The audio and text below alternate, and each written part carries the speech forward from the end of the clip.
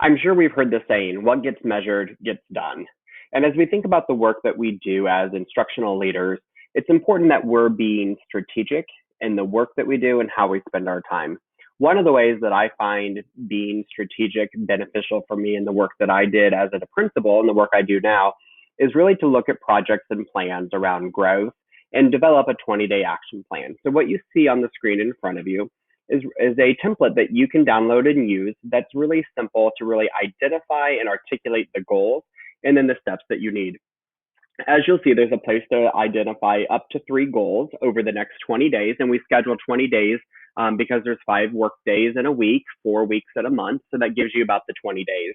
And then there's a process here for you to use. And the first step is to review notes from your assessment. So as you think about what are your goals and objectives, what can you assess from what you need to do and what you've done already? And so that assessment data could be lots of things. It could be looking at academic data if you're working on a goal for students. It could be performance data if you're looking at surveys or a self-reflection goal. And then think about what are the resources and analysis and strategies that I need to build into that. What do you know currently and what do you need to know next? And so then really identifying what are the successes and challenges. And so you have a place here in analysis where you can actually identify those successes and specific challenges that you're going to face over the 20 days. And then what are the I can statements, or what is it that you can focus on that you want to be able to do by the end of the 20-day plan. You'll also note here there's a place to actually have a colleague to be part of the process. I find that having a partner who can hold you accountable to reaching goals is extremely important. So whether that's a spouse, a colleague, a friend, just somebody who can say, hey, I want to check in with you and see how it's going. And then you move into the action plan part. So what are the steps that you need to do? Who's going to be involved?